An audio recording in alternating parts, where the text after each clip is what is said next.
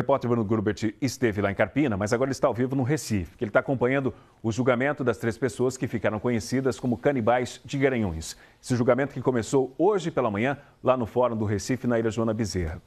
O Grubert vai trazer para a gente as informações, porque esse julgamento tem data já para ser concluído esse julgamento? Grubert, boa tarde para você.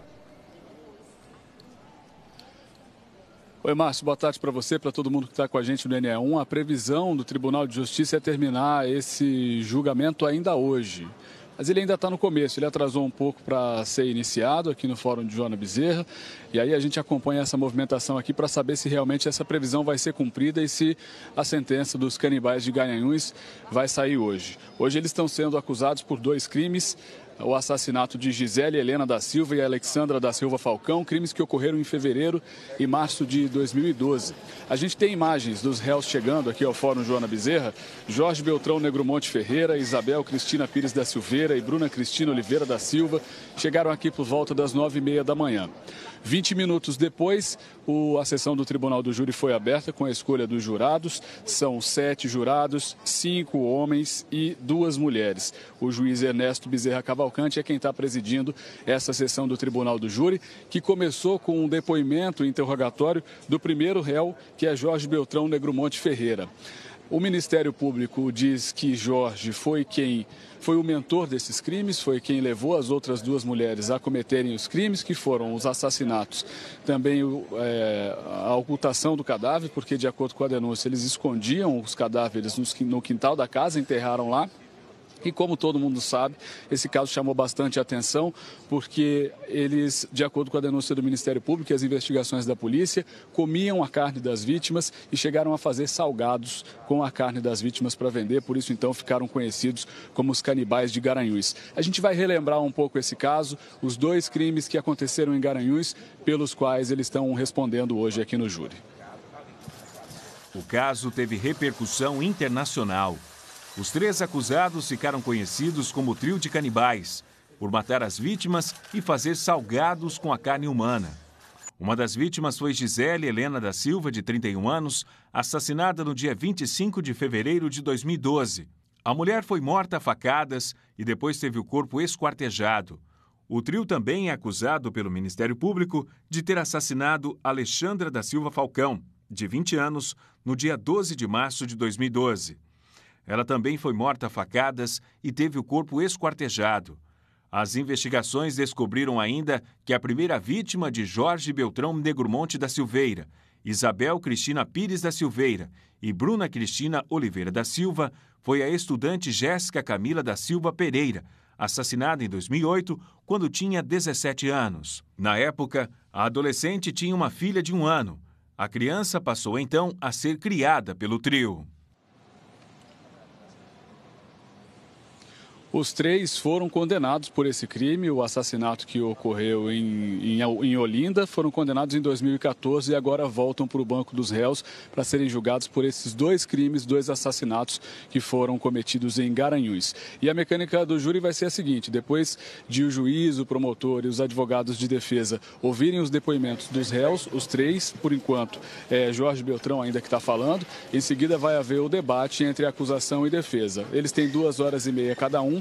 Em seguida pode haver a réplica e a tréplica com até 2 horas de cada um, para que em seguida os jurados se reúnam e decidam se vão considerá-los culpados ou inocentes. A gente está acompanhando essa movimentação e daqui a pouco volta, Márcio, para mostrar o que disseram o promotor de justiça da acusação e também os advogados de defesa dos 3 réus, os canibais de Garanhuns. Já, Márcio. Vamos conversar com o Bruno Grubert, que acompanha o julgamento das 3 pessoas que ficaram conhecidas como canibais de Garanhuns.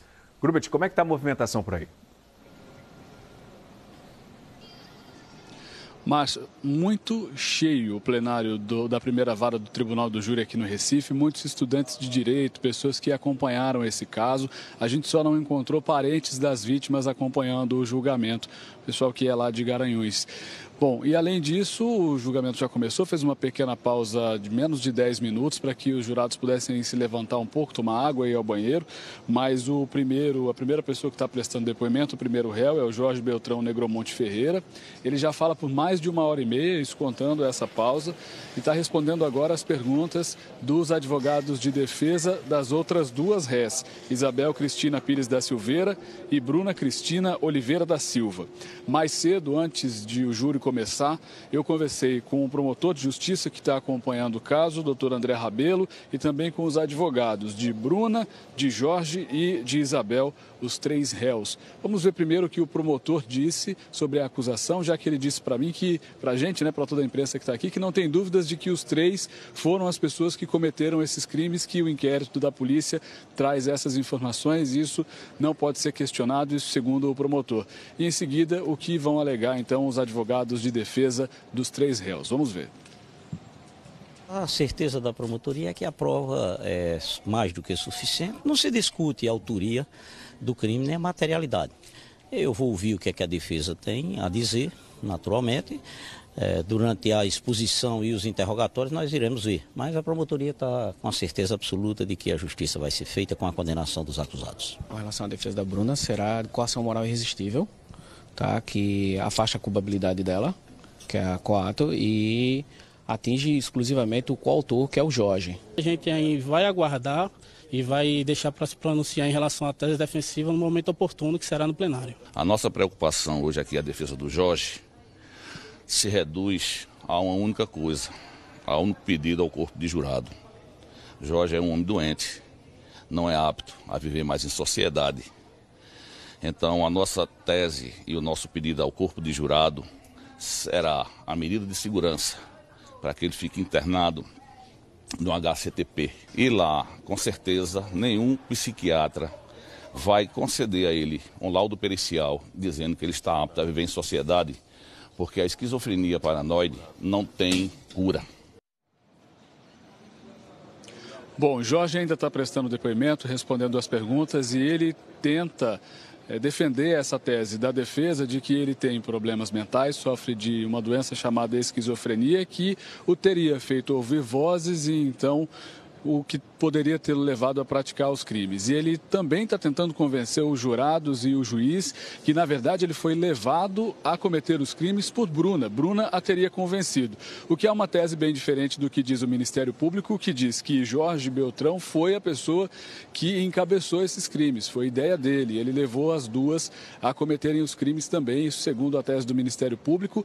O promotor também diz que os laudos foram feitos pela perícia, por médicos psiquiatras, dão conta de que Jorge não tem problemas mentais, que ele tinha noção do que estava fazendo quando, segundo o Ministério Público, cometeu esses crimes. Esses debates vão se estender ao longo do dia.